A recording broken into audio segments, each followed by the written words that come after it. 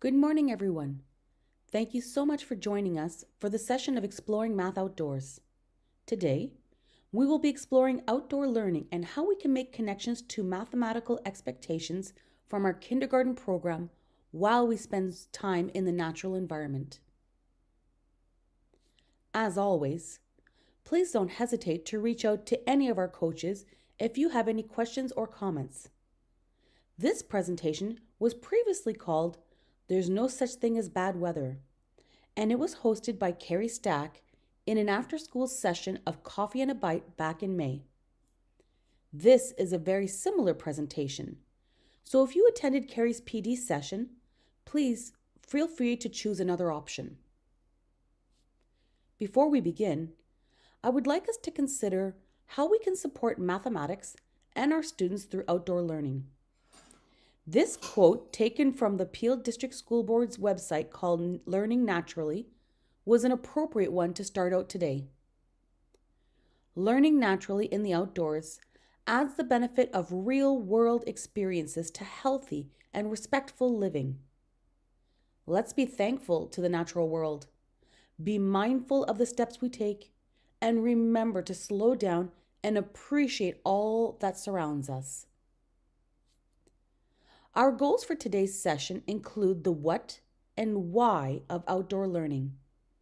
We will discuss how we can make connections to the outdoors and the kindergarten program.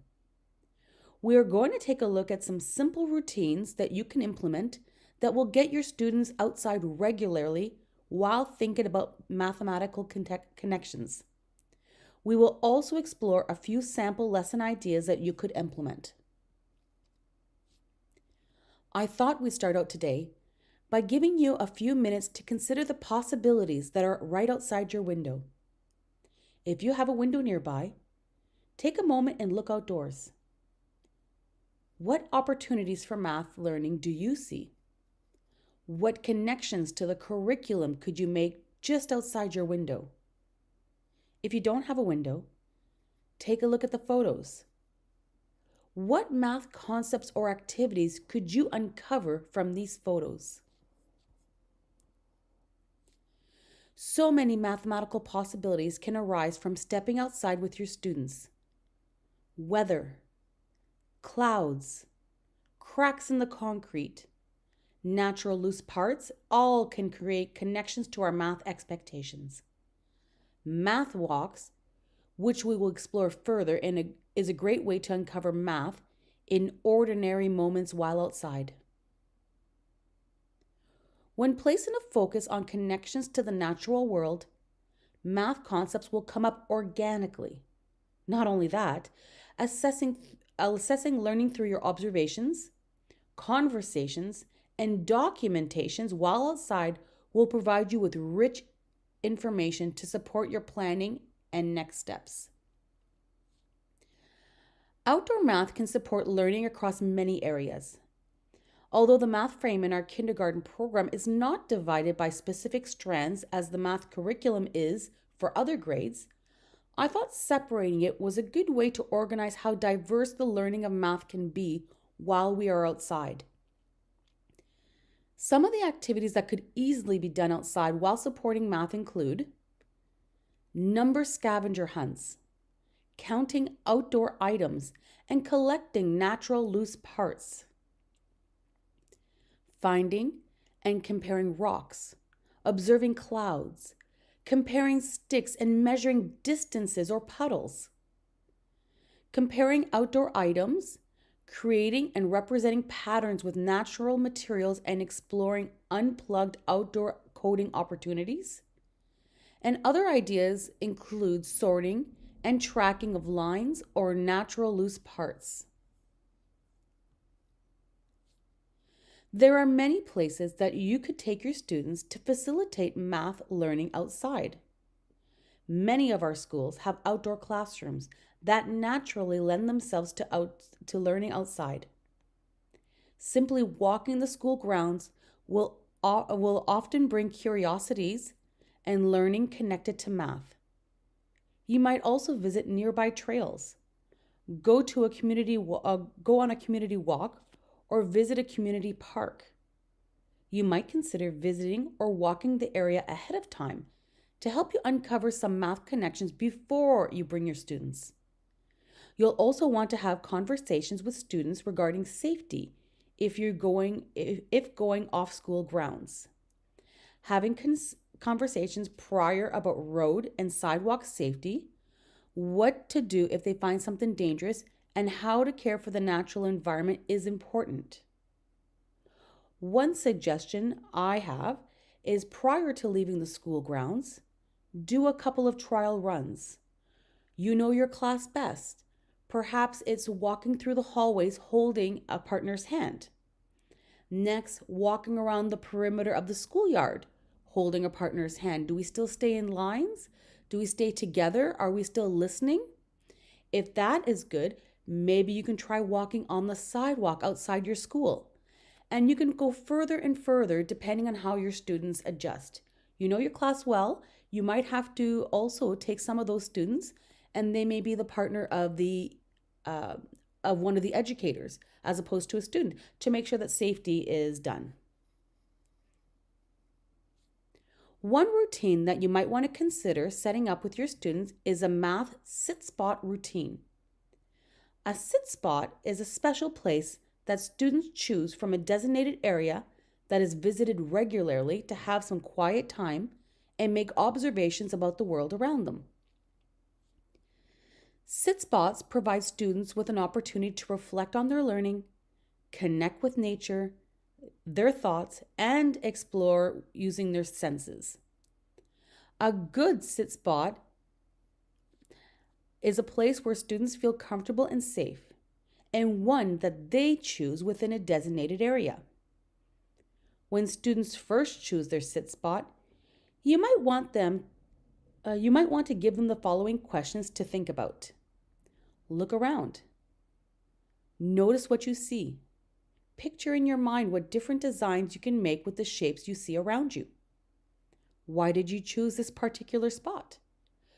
What did you notice while sitting in the spot? What did you see, smell, hear, touch?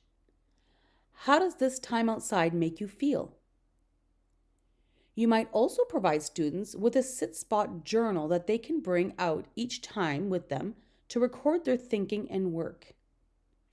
I have used math sit spot routines with my class, and one thing I found very helpful was to have students practice getting to their spot quickly and returning to the full group once a signal is given. The signal could be a whistle, a bell, or even just clapping of your hands. The most important thing that would be to practice this several times so that students know exactly when to go to their spot and when to return to the large group. You might choose to return to this sit spot weekly or even more frequently. On returning to the sit spot, you might prompt students with the mathematical connections. What numbers do you see, and how do you see them in the world around you? Make larger numbers from the numbers you see. Sketch or write about your thinking. What did you notice while sitting in your spot? How does this time outside make you feel? Have your feelings changed since the last time?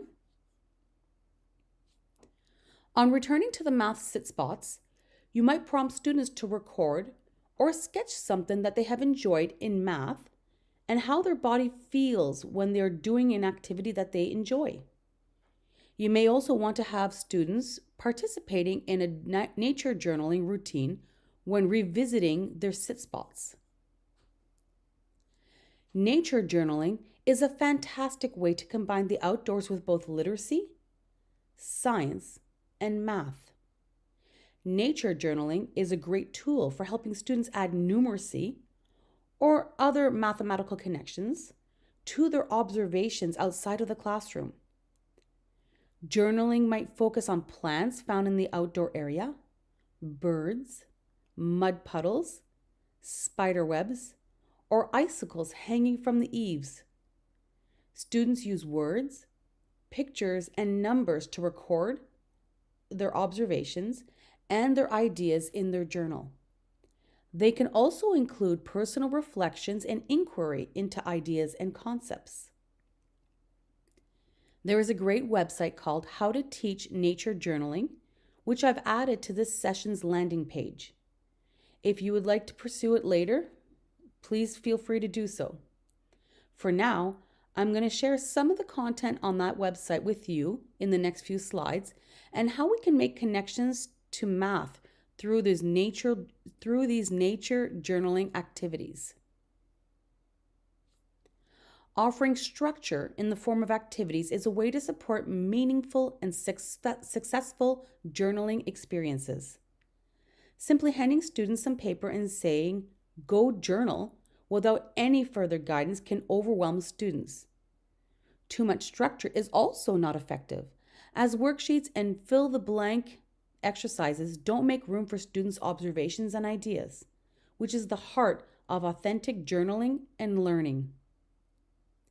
The How to Teach Nature Journaling website suggests that you can best engage students in journaling by offering structured activities focused on different parts of the outdoors, with scaffolding to support engagement.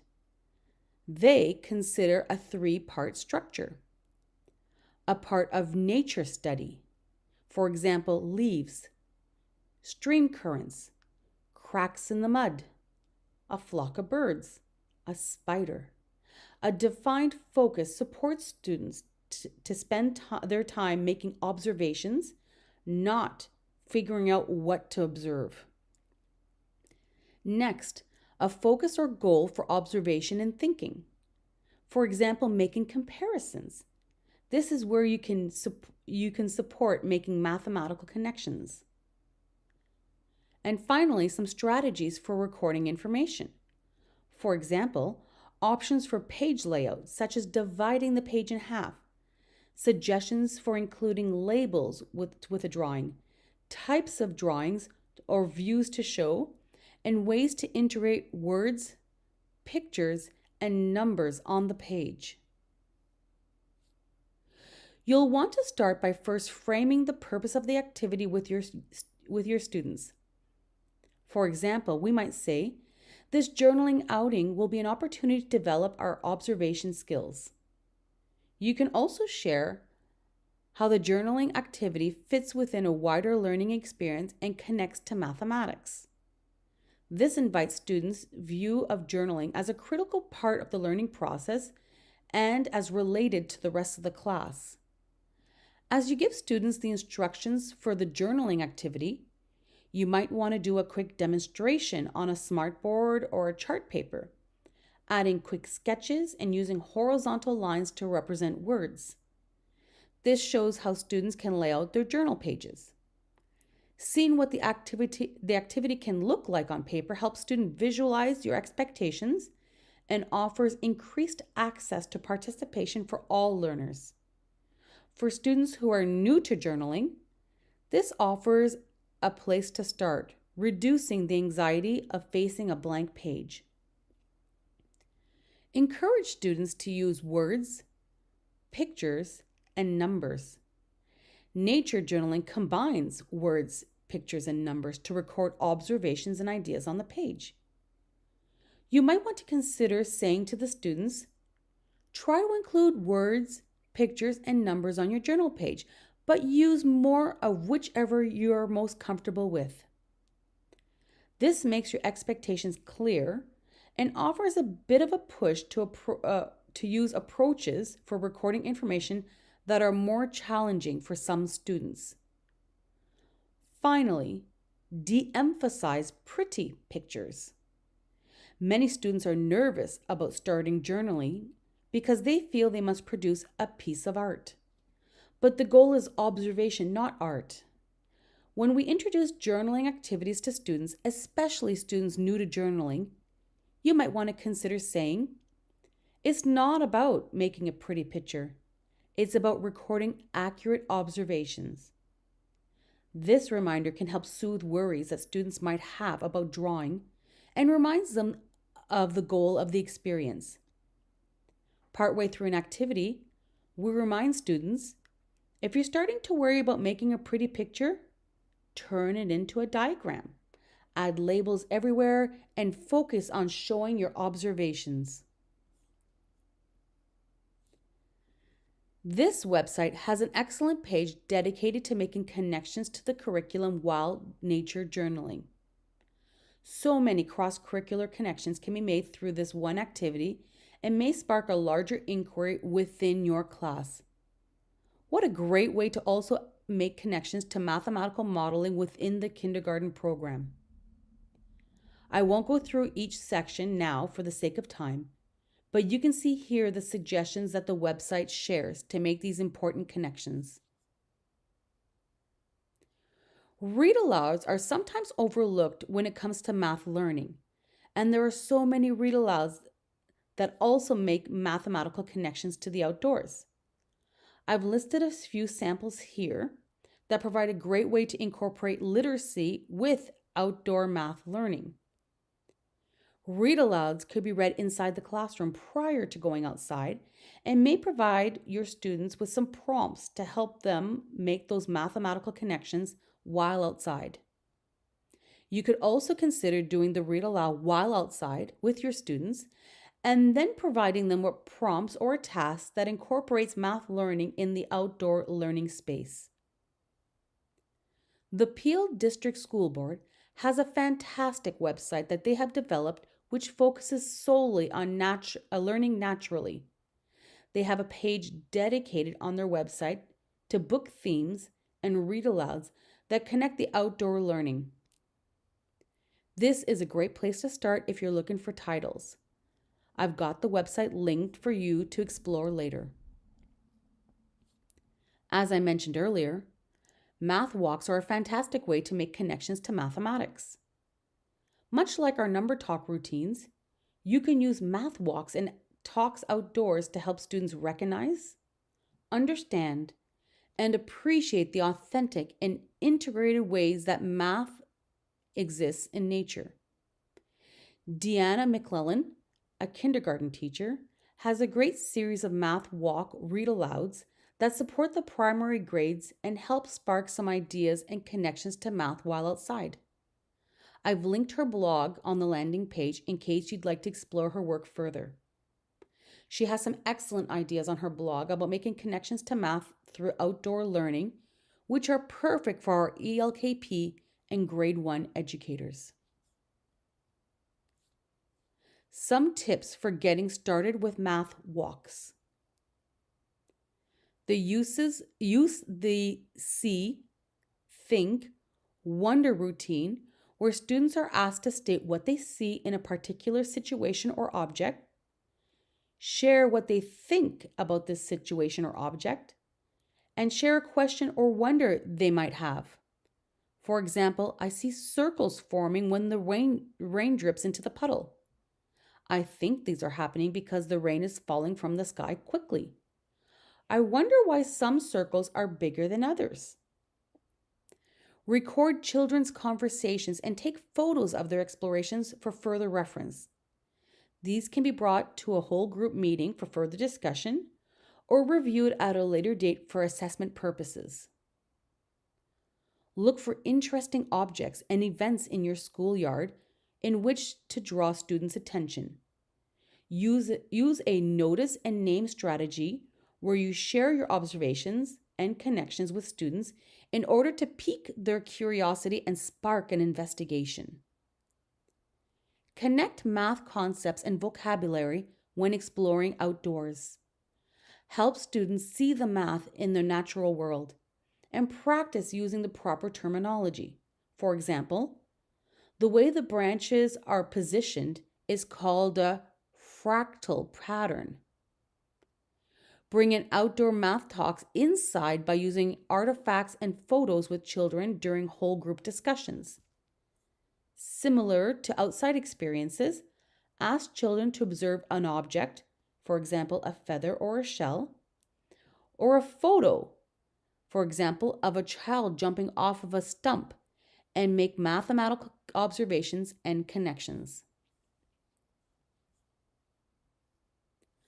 One great activity that you might want to consider participating in this year is the Great Backyard Bird Count. This is a 4-day event that happens in February, and your class can sign up to participate. As a group, you can decide where you will watch for birds, and you will watch them for 15 minutes or more at least once over the 4 days allocated. You will identify all of the birds you see or hear and decide on a tool for counting and sharing your bird sightings. I've linked this website as well for you if you'd like more information and are interested in participating as a class or even as a whole school event. I know a teacher who did this several years ago with a group of classes, and the kids thoroughly enjoyed it. It sparked many math conversations and led to an interesting bird inquiry. I thought now I could quickly run through a couple of sample lesson plans that you could use for students in kindergarten. Some of these are for older students, however, they could easily be modified to fit an ELKP class. Anyone on duty after rain knows that students are strongly attracted to puddles. Luckily, puddles can inspire math thinking. For example, some example of ways to incorporate math into puddle exploration include measuring how deep the puddles are, using string to measure the perimeter of the puddle. Students can record the results over time and compare changes. Exploring the shapes of puzzles, using chalk to draw around the shapes of puzzles. Students can explore capacity related to puddles. Problem solving can occur by asking students to figure out how to get water out of a puddle. We know our students love getting into those puddles, so why not encourage it and make connections to math concepts while exploring? This activity is called Collecting Like Squirrels and has our young learners collecting natural loose parts such as rocks, pine cones, and leaves, and placing them in a pile just like squirrels would do with their food to prepare for winter. Lots of prompting are provided to get students thinking mathematically, such as, can you count the objects in different ways? Line them up from smallest to largest. Use items in similar sizes to measure how many can line up next to a found item outside. Think about where these objects came from. What kind of journey did they travel to get to your collected pile? This is also a great opportunity to tie in a read aloud, such as the Scaredy Squirrels series. The next lesson, called Math Trail, has students creating their very own math trail, which focuses on patterning, shapes, and addition. Although this is a grade 1 lesson, many Year 2 students of our kindergarten program could easily participate in these lessons. You will want students to stop 3 times as they travel through their trail. As students stop, you can prompt them to find shapes, patterns, and describe them. Stop 1 could be exploring how many circles they see or what patterns they see. Stop 2 would be new prompts, perhaps a new pattern or finding a different shape. Stop 3 could be creating patterns. You could have students pair up and use iPads to document each stop and continue this learning inside of the classroom by printing and labeling the math found in the pictures. You could create a class book of all the students' math trails and add it to your class library. There are some great resources already available within your schools to support learning and math connections. Reach out to your fellow kindergarten educators, as they most likely have a copy of Messy Maths and Dirty Teaching. Messy Maths has some fantastic lessons for the primary grades connected to math, and Dirty Teaching has many ideas that are suitable for all grade levels with many math connections throughout. Natural Curiosity, the 2nd edition, is also fantastic and has many outdoor learning inquiry examples that also make important connections to Indigenous perspectives and environmental inquiry. These are also great websites that have many ideas that you can implement with your classes. The author of Dirty Teaching and Messy Math Text has a website called Creative Star Learning with lots of lesson examples. I mentioned the Peel District School Board's website called Learning Naturally. The Learning for a Sustainable Future website has a page dedicated to resources and lessons for educators. Back to Nature has both English and French lesson plans, and we also have a kindergarten outdoor learning Padlet for all of the seasons, which provides ideas for K, grade 1, and grade 2 educators. Social media also has some great content to support your planning. There are several Facebook groups, Instagram handles, and Twitter hashtags that will spark some creative ideas for planning. The Educators Playground also has a page dedicated to outdoor learning. Lots of resources are linked and ideas are linked within the page. This specific page is a bit tricky to find sometimes, so I've linked it to the landing page for this session. Thanks again for attending this session.